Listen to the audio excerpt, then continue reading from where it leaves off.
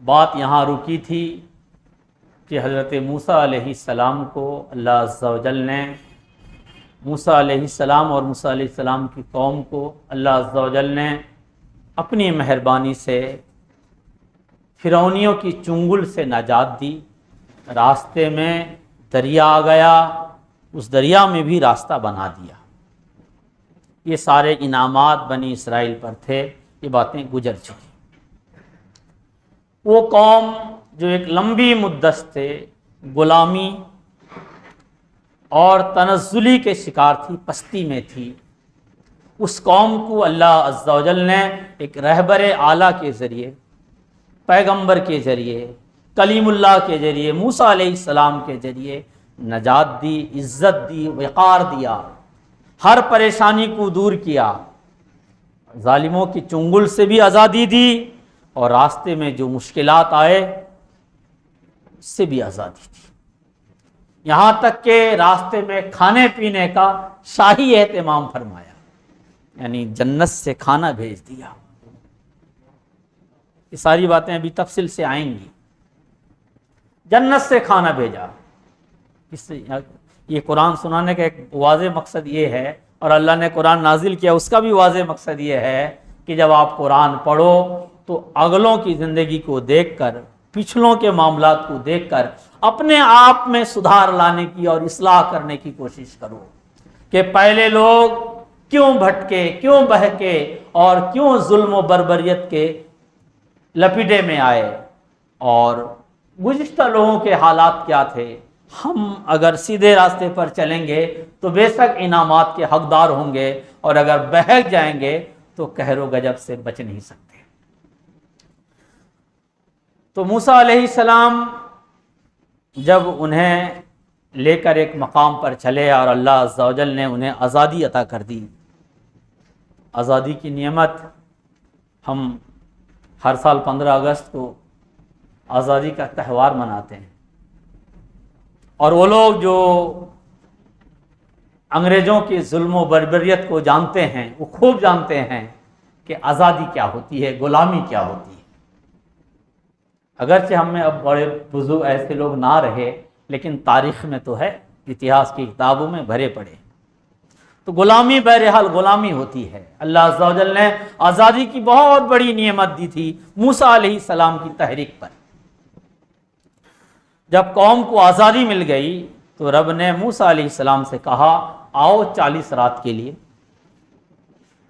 لوگوں سے تنہائی اختیار کر لو، ہم آپ کو کتاب ہدایت دیتے ہیں، وہ کتاب ہدایت آپ اپنی امت کو دیجئے، اور امت کی رہنمائی اسی کتاب کی روشنی میں کیجیے۔ ہمیشہ یاد رکھیے گا کہ ہم اللہ کے بندے ہیں، اور اللہ عز و جل ہماری رہنمائی فرماتا ہے۔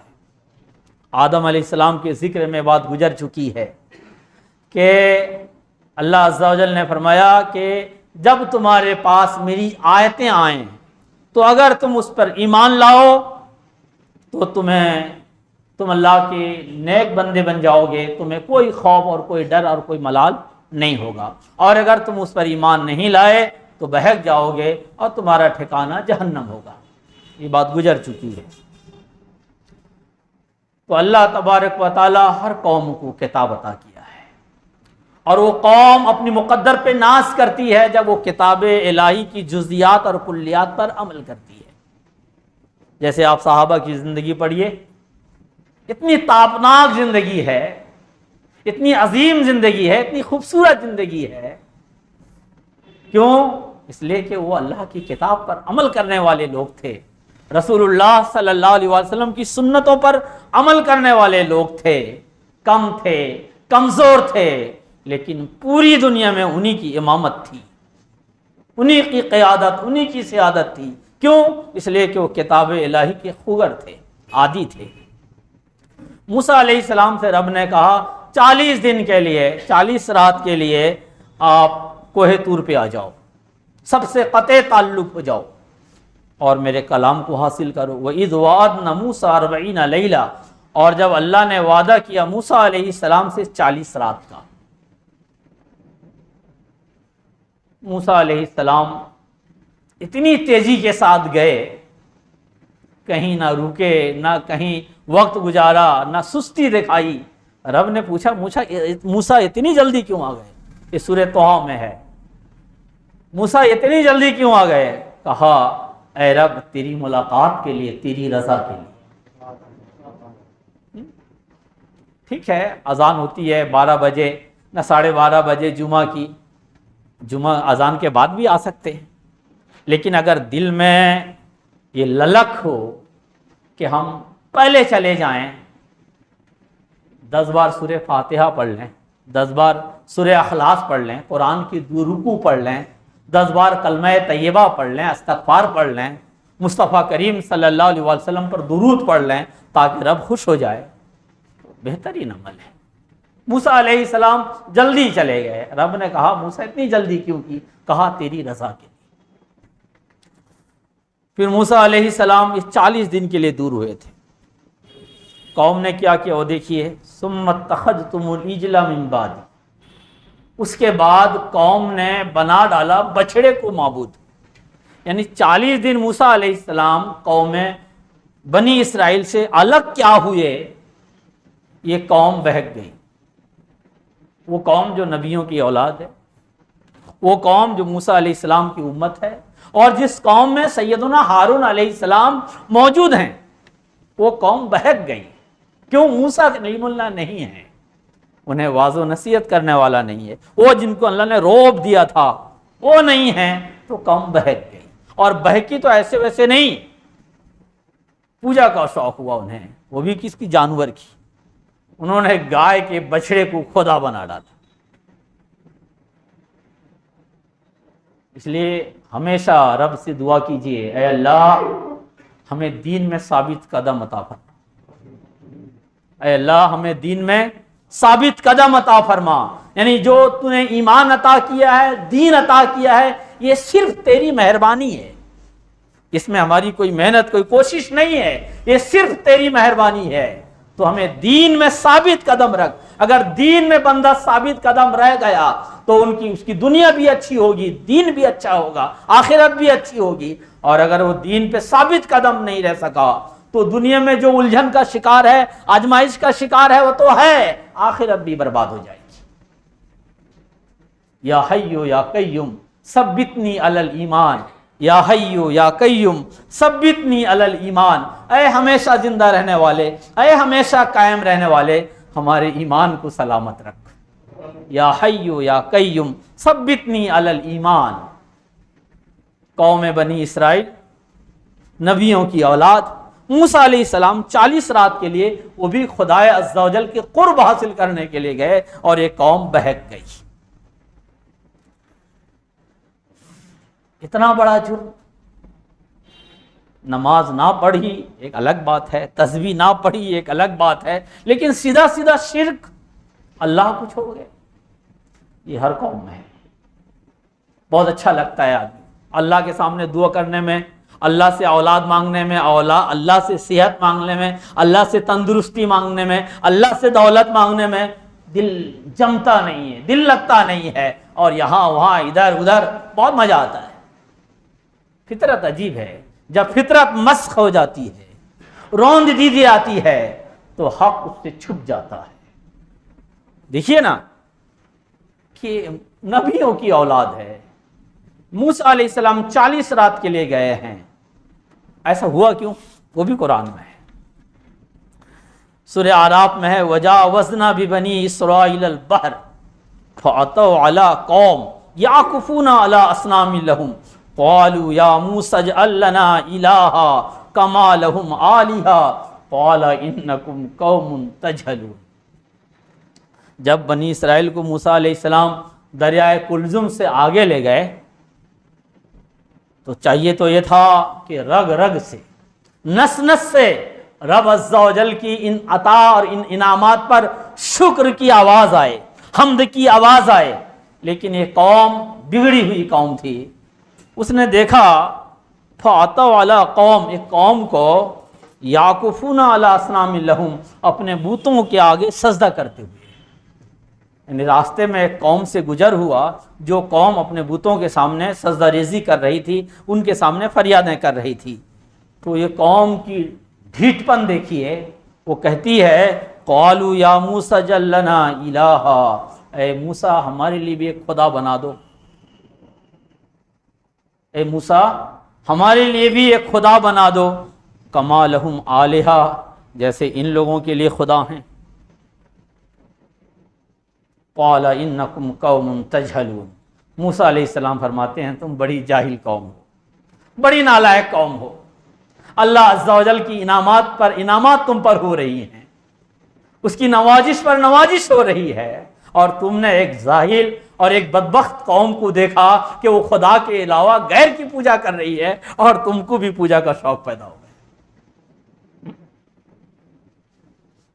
ان ہؤلاء متبر ما هم فیہ وباطل ما كانوا يعملون، بے شک یہ لوگ جو کر رہے ہیں یہ تباہ کرنے والی چیزیں ہیں، جو خدا کے علاوہ کسی اور کے سامنے فریاد کرتا ہے، مانگتا ہے، یا پھر سجدہ ریزی کرتا ہے، یہ وہ کام ہیں جو تباہ کرنے والے ہیں۔ وباطل ما كانوا يعملون، اور یہ ناجائز کام ہیں جو وہ کرتے ہیں۔ قال غیر اللہ ابغیکم الہا، کیا تم مجھے کہتے ہو کہ میں تمہارے لیے ایک خدا کو ڈھونڈوں؟ کیا تم مجھے کہتے ہو کہ میں تمہارے لیے خدا کو ڈھونڈوں؟ وَهُوَ فَضَّلَكُمْ عَلَى الْعَالَمِينَ، جبکہ خدا نے تمہیں سارے جہاں میں فضیلت دے رکھی ہے۔ اسی لیے میں نے کہا نا، ہمارے علماء کہتے ہیں آپ کسی اچھے مرد خدا کے پاس بیٹھو، اللہ کے ولی کے پاس بیٹھو، پیر کامل کے پاس بیٹھو، تو وہ یہی نصیحت کرتا ہے کہ بیٹا ایمان کو سلامت رکھنا، دین کو سلامت رکھنا، دین کو سلامت رکھنا۔ ہمارے یہاں ہمارے استاذ مفتی بحر العلوم مفتی عبد المنان صاحب رحمۃ اللہ علیہ، وہ کہنے لگے کہ مارہرہ شریف گیا تو وہاں حضور والا جو اس وقت خلیفہ تھے، انہوں نے کہا کہ فلاں آدمی پہلا شخص ہے جو آ کر مجھ سے کہتا ہے کہ حضور میرے لیے دعا کیجئے کہ اللہ تعالیٰ ایمان کے ساتھ موت دے،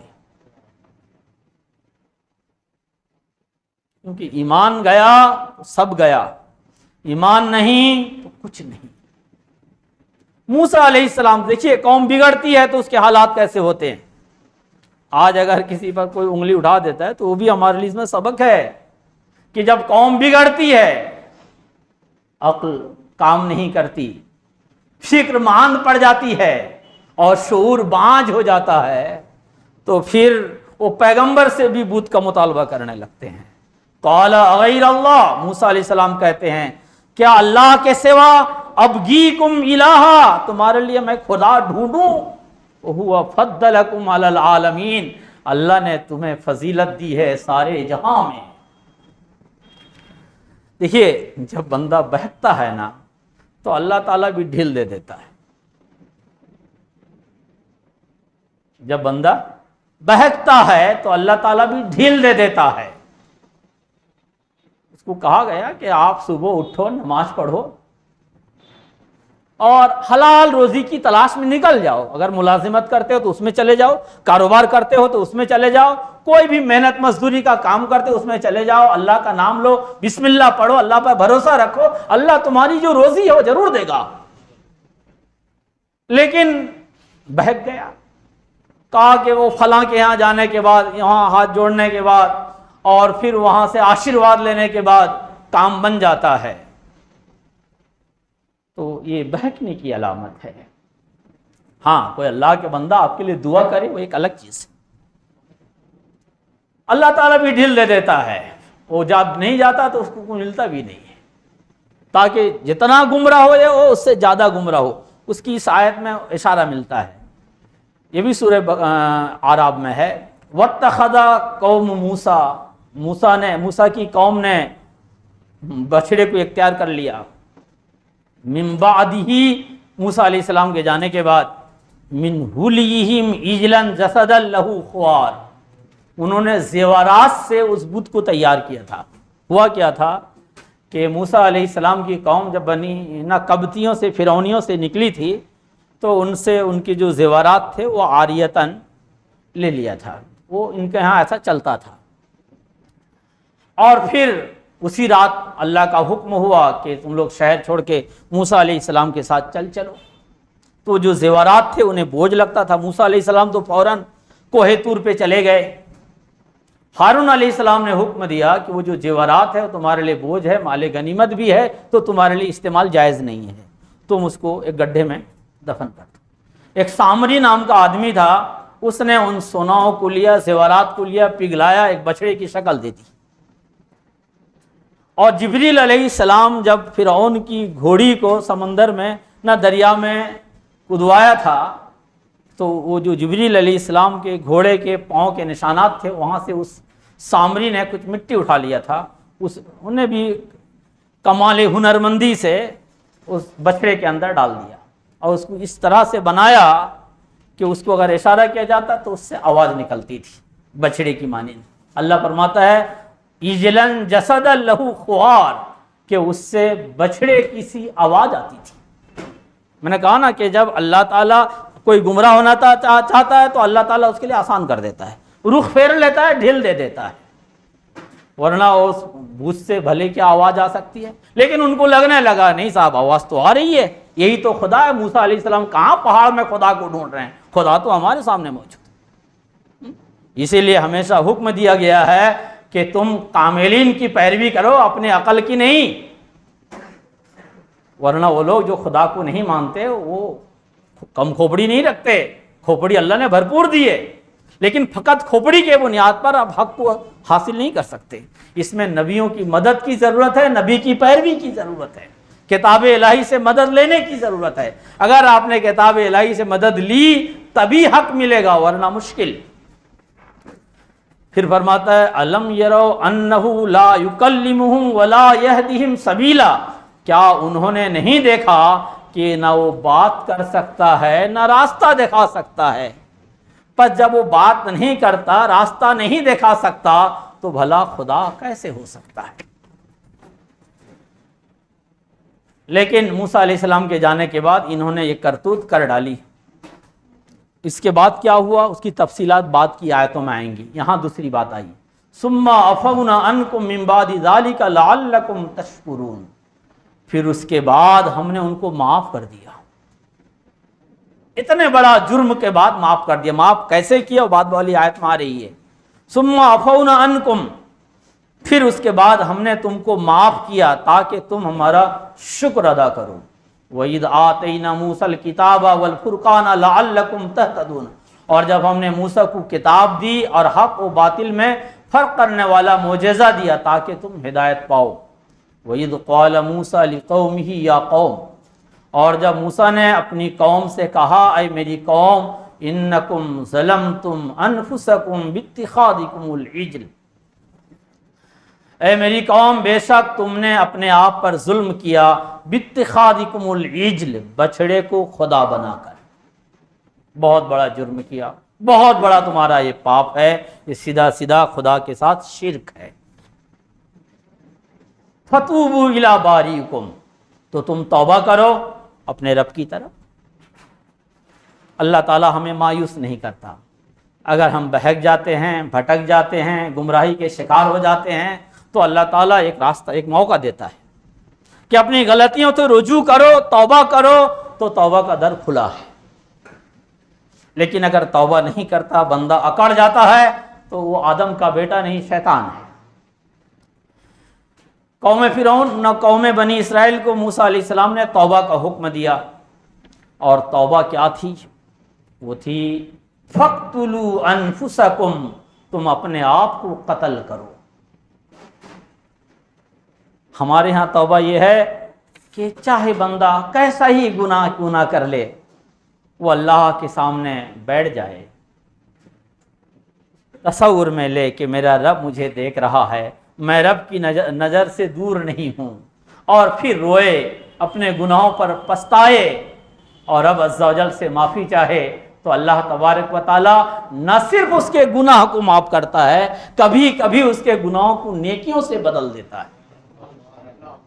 مگر موسیٰ علیہ السلام کی امت کے لیے رب نے یہ سختی نازل کی، جہاں زیادہ لاڈ پیار ہوتا ہے، زیادہ نوازش ہوتی ہے، وہاں گرفت بھی سخت ہوتا ہے۔ کھانے پینے کے لیے ہوٹل کی ضرورت نہیں تھی، سیدھا آسمان سے کھانا آ رہا تھا۔ اب سختی، توبہ کی سختی بھی ہے، فَاقْتُلُوا أَنفُسَكُمْ، تم ایک دوسرے کو قتل کرو۔ موسیٰ علیہ السلام نے کہا کہ وہ لوگ جو بت پرستی میں شریک نہیں ہوئے تھے اور وہ لوگ جو بت پرستی میں شریک تھے، تو جو لوگ شریک نہیں تھے وہ ان لوگوں کو قتل کریں جو شریک تھے، یہی ان کی توبہ ہے۔ اللہ کا حکم تھا، نبی کا پیغام تھا، اس کے علاوہ کوئی چارہ نہیں تھا۔ لہذا بنی اسرائیل نے پھر تلوار اٹھائی، اور ان لوگوں نے جو اس بچڑے پرستی میں، گوسالہ پرستی میں شریک نہیں تھی، ان لوگوں کا قتل عام شروع کیا، اور ان میں باپ بھی تھے، بیٹا بھی تھے، بھائی بھی تھا۔ دیکھیے اللہ کے ساتھ سرکشی اللہ کو پسند نہیں، تو یہاں بنی اسرائیل کو اللہ نے حکم دیا کہ تم ایک دوسرے کو قتل کرو، اور بے تحاشا قتل ہوا، 70,000 لوگوں کا قتل ہوا، 70,000۔ پھر موسیٰ علیہ السلام کلیم اللہ ہیں، ہارون علیہ السلام نبی اللہ ہیں، دونوں بارگاہ یزدی میں ہاتھ اٹھاتے ہیں، گریہ زاری کرتے ہیں، اے میرے رب، یہ قوم ایک لمبی مدت تک ظالموں کے چنگل میں تھی، غلامی کی زندگی گزار رہی تھی، تو نے رحمت فرمائی، انہیں نجات دی، آزادی عطا کی، اب ان سے غلطی ہو گئی تو انہیں جو قتل کا سلسلہ چل رہا ہے، یہ تو قوم مٹ جائے گی، برباد ہو جائے گی، تو یہ احسان فرما، تو رحم فرما۔ اللہ عز و جل فرمایا اب رک جاؤ، تب تک 70,000 کا قتل ہو چکا تھا، مگر اللہ کے نبی نے دعا کی تھی، وہ دو نبیوں نے دعا کی تھی، تو اللہ نے فرمایا جو لوگ قتل ہو گئے ہیں ان کے گناہوں کو بھی ہم نے معاف کر دیا اور انہیں شہادت کا درجہ بھی عطا کر دیا۔ اگر اللہ اور رسول کا حکم آئے تو وہاں چوں چرا مت کیجیے، کیوں، کیسے، کیوں نہیں، اللہ کا حکم ہے، مان لیجیے، اسی میں بہتری ہے، اسی میں بہتری ہے، وہ اس وقت ہمیں سمجھ میں آئے یا نہ آئے۔ اللہ عز و جل نے اس امت کے جو اولین لوگوں کو بنایا نا، انہیں اسی فطرت کا بنایا تھا۔ آپ صحابہ کرام کی زندگی پڑھیے گا، کتنا مشکل حکم ہو ان کے لیے، کبھی نہیں کہا یا رسول اللہ کیوں، ایسا کیوں، منافقوں نے کہا ہوگا، لیکن کسی مومن نے، کسی صحابی نے کبھی نہیں کہا۔ یہی ایک مومن کی فطرت ہونی چاہیے کہ اللہ اور رسول کا حکم سمجھ میں آئے یا نہ آئے مان لو۔ ذالکم خیر لکم عند باریکم، یہ تمہارے لیے بہتر ہے، یہ تمہارے لیے بہتر ہے تمہارے رب کے نزدیک، یعنی یہ ایک دوسرے کو جو قتل ہوا۔ فتاب علیکم، تمہاری توبہ قبول فرمائی، انہ هو التواب الرحیم، بے شک وہی بہت زیادہ توبہ قبول فرمانے والا اور بہت زیادہ رحم فرمانے والا ہے۔ ایک بنی اسرائیل جہاں نبیوں کی بے انتہا تعداد آئی، نوازشوں پر نوازشیں آئیں، لیکن سختی بھی آئی تو اس طریقے سے آئی۔ ان واقعات سے ہمیں ایک سبق ملتا ہے کہ ان سے جب یہ غلطی ہوئی تو توبہ کے لیے یہ شرط رکھ دی گئی کہ ایک دوسرے کو قتل کریں۔ جنگ بدر میں جو قیدی آئے تھے مسلمانوں کے ہاتھ، ان میں فاروق اعظم رضی اللہ تعالیٰ عنہ نے کہا تھا یا رسول اللہ ان کو معاف مت کیجیے، ان ظالموں نے اللہ کے بندوں کو بہت ستایا ہے، لہٰذا ان کے کیے کے مطابق سزا دی جائے، میرے حوالے کیجیے جو میرا قریبی شخص ہے میں اس کو قتل کروں، علی کے حوالے کیجیے فلاں کو وہ اس کو قتل کریں، اور فلاں کے حوالے کیجیے فلاں کو تاکہ وہ اس کو قتل کریں۔ مگر نبی محترم صلی اللہ علیہ وآلہ وسلم نے کوئی فیصلہ نہیں کیا، سکوت فرمایا، اور بعد میں پھر صحابہ کرام سے رائے لی۔ صدیق اکبر رضی اللہ تعالیٰ عنہ کی رائے تھی کہ یا رسول اللہ یہ تو اپنے ہی لوگ ہیں، اگر ان پہ ترس کھایا جائے، رحم کیا جائے تو ہو سکتا ہے انہیں اپنی غلطی کا احساس ہو جائے، اور ہو سکتا ہے ان کی نسلیں پھر راہ راست پر آ جائیں۔ صدیق اکبر رضی اللہ تعالیٰ عنہ کی رائے پر رسول عربی صلی اللہ علیہ وآلہ وسلم نے عمل کیا، مگر اللہ عز و جل نے آیت پاک نازل کی فرمایا ایک حکم اگر پہلے نہ ہو چکا ہوتا تو پھر آپ کے اس فیصلے کی سزا ہوتی، عذاب ہوتا۔ چاہیے یہی تھا کہ ان ظالموں کو قتل کیا جاتا۔ یہ قرآن پاک میں سورہ انفال میں ہے۔ مگر اللہ عز و جل نے ایک بات یہ بھی کہا کہ فیصلہ پہلے ہو چکا ہے کہ ایسا بہرحال ہونا ہے۔ اس امت پر اللہ عز و جل کا بڑا احسان ہے۔ پھر ایک بات کہ جب نبیوں کی اولاد اگر سرکشی کرتی ہے تو اللہ عز و جل کے یہاں ان کے لیے بھی سخت سزا ہے، اور نبی کی امت اگر سرکشی کرتی ہے اس کے بعد اگر وہ بے وجہ کا گمان پال رکھتی ہے کہ جنت تو ابا کی جاگیر ہے تو فقط یہ دھوکہ ہے۔ لہٰذا اپنا اصلاح عمل کرنے کی ضرورت ہے۔ اللہ عز و جل ہمیں کتاب و سنت پر عمل کرنے کی توفیق عطا فرمائے، آمین ثم آمین۔